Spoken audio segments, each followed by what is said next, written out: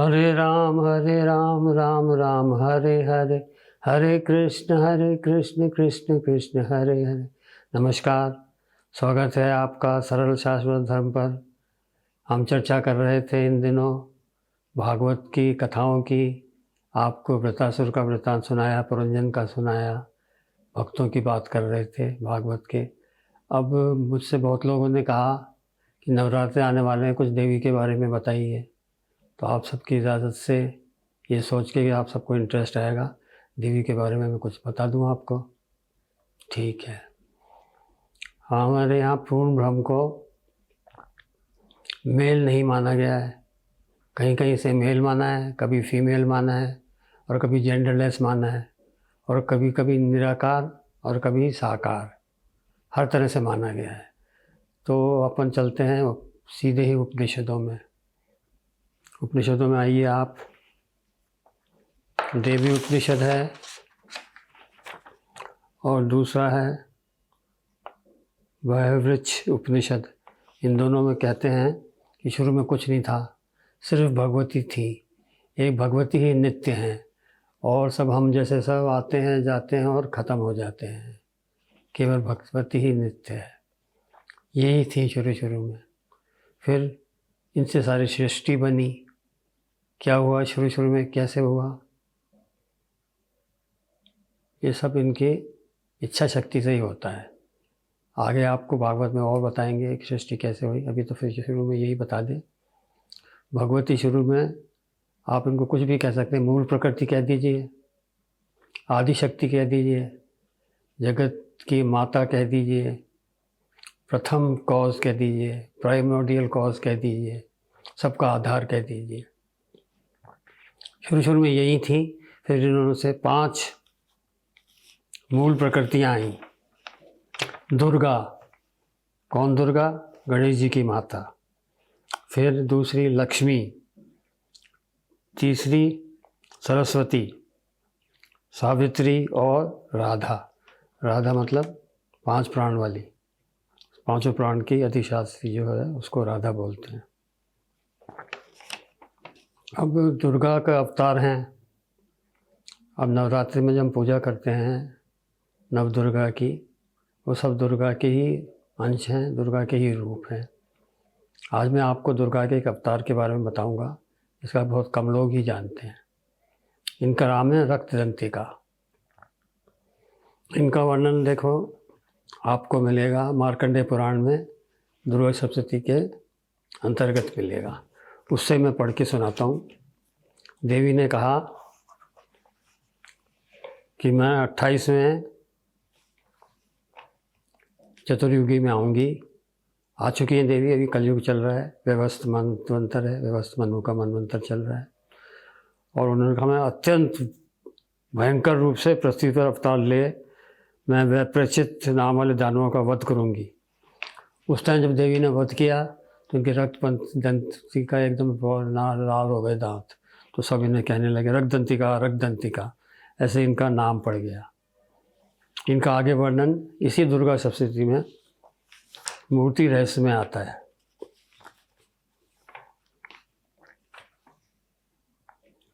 निष्पाप नरेश, ये ऋषि बोल रहे हैं आपके। पहले मैंने रक्तदंतिका नाम से जिन देवी का परिचय दिया है, अब उनके स्वरूप का वर्णन सुनो। स्वरूप तो देखो, जिस टाइम वो आई थी राक्षसों को मारने, बड़ा भयंकर था। हम जो पूजा करेंगे भयंकर स्वरूप की नहीं करेंगे, कोई सौम्य स्वरूप ले लीजिए आप, उसकी पूजा करेंगे। इन देवी की एक विशेषता है कि ये लाल रंग पसंद करती हैं, कपड़े भी लाल पहनती हैं। इनके आयुध हैं, लड़ने के हथियार, वो भी लाल रंग के हैं। जेवर भी ये लाल रंग पहनती हैं। मुकुट भी इनका है सोने का, लेकिन उसमें लाल लाल रतन जड़े हुए हैं। इस तरह इनकी छवि बनानी है। और इन्हें देवी में एक विशेष बात है, वो आपको और देवियों में नहीं मिलेगी।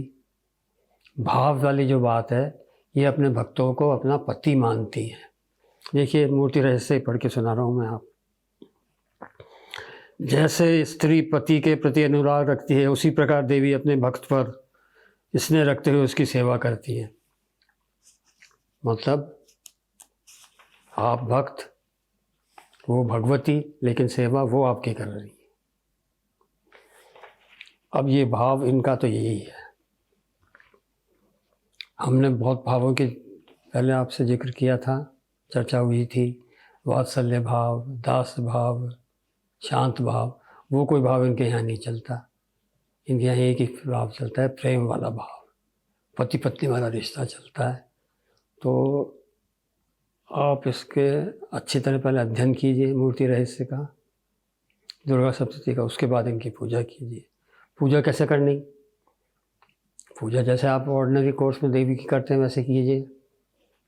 2 तरह की पूजा, एक तो बाहरी पूजा, एक मानसिक पूजा। तो मानसिक पूजा को सबसे ही श्रेष्ठ माना गया है। क्यों श्रेष्ठ? इसमें कुछ द्रव्य आपको खरीदना नहीं पड़ता, कुछ पैसे नहीं लगते आपके, सोच ही सोच के मन ही मन से आप सेवा करते हो। तो मानसिक सेवा कैसे करेंगे? मानसिक सेवा के लिए फिर वापस आइए आप दुर्गा सप्तशती में ही, दुर्गा सप्तशती में ही आइएगा।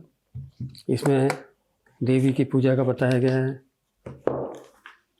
श्री दुर्गा मानस पूजा। इसको पढ़ लीजिए और इसी हिसाब से पूजा कीजिए। क्या करेंगे? सबसे पहले देवी का आह्वान करें कि हे देवी रक्तदंतिका, इनका दूसरा नाम है योगेश्वरी, रक्त चामुंडा। देवी आप पधारिए। देवी पधारेंगी, फिर आप उन्हें स्नान कराइए। देवी स्नान कीजिए, देवी स्नान करेंगी। फिर आप देवी लाल रंग का तौलिया लीजिए। मैं लाल रंग बोल रहा हूँ, उनको लाल रंग बहुत पसंद है। लाल रंग के तौलिए से फिर वो अपने बदन को आप या तो आप पूछ दीजिए या खुद उनको करने दीजिए। उसके बाद आप उनको लाल वस्त्र पहनाइए, प्रीडोमिनेटली लाल होने चाहिए। जैसे साड़ी लाल है तो 90% लाल हो, कोई बॉर्डर गोल्डन भी हो सकता है, ग्रीन भी हो सकता है, बहुत ही सुंदर हो। उसके बाद तरह तरह के जेवर पे सजा दीजिए उनको। क्या दिक्कत आती है? कौन हीरा ले आओ, मन से चढ़ा दो। यही तो उसमें मानसिक पूजा में मज़ा है। फिर उनको भोग लगाइए। लाल चीज़ें ज़्यादा पसंद हैं तो अनार चढ़ा दीजिए, और लाल रंग के कोई सेब चढ़ा दीजिए। और ज़रूरी नहीं सारी लाल हो, आप उसको पेड़े भी चढ़ाओ और कुछ भी चढ़ा दीजिए। और फिर क्या करेंगे आप? जैसे पूजा करते हैं, आरती करते हैं, आरती करिए, भोग लगाइए। और इस तरह हो गई इनकी पूजा। मानसिक पूजा पे जोर देना है। आप चाहो तो छोटे से उपचार से ही पूजा कर सकते हो, लेकिन पूजा की विधि आप इसमें देख लीजिएगा दुर्गा सप्तशती में। इसमें जहाँ दुर्गा की मानसिक पूजा का वर्णन है वही कीजिए। बहुत डिटेल्ड है वो, बहुत ही आराम से कीजिए। और कोई दिक्कत आए कहीं भी तो आप मुझे कमेंट्स में पूछ लीजिए, मैं आपको ज़रूर इसका जवाब दूंगा। और एक बात ध्यान रखिए, 2 अप्रैल से ही शुरू हो रही है। तो मैं सोचता हूँ तो आपके पास जब तक ये पहुँच जाएगा वीडियो, पहले ही तैयारी कर लीजिए और नवरात्रि में शुरू हो जाइए। हाँ, एक बात और, किसी कारण से नवरात्रि में नहीं कर सके तो आगे भी कर सकते हैं। ये तो ये हो गई। उसके साथ फिर हमारे एक साथी ने बताया, साहब एक चीज़ और बताना आप इनको, तो मैं आपको बता दूँ। जाम जब भी इनका ही करना है। जैसे आपको कृष्ण नाम जब बताया, ऐसे इनका नाम जपिए। जैसे आपको कहा गया हर बूथ में कृष्ण को देखें, ऐसे ही देवी को हर जगह आप देखिए। या देवी सर्वभूतेषु, ध्यान है ना आपको, वही देखिए आप देवी को। तो आप पूजा करिए, पूजा में लग जाइए। फिर 2 बार फिर कह दूँगा आपको, पूजा निष्काम ही बेस्ट है, सर्वोत्तम निष्काम है। लेकिन फिर भी आप, हम साधारण मनुष्य, हमें कोई ना कोई ज़रूरत पड़ ही जाती है, तो कर लीजिए साहब, सकाम भी कर लीजिए।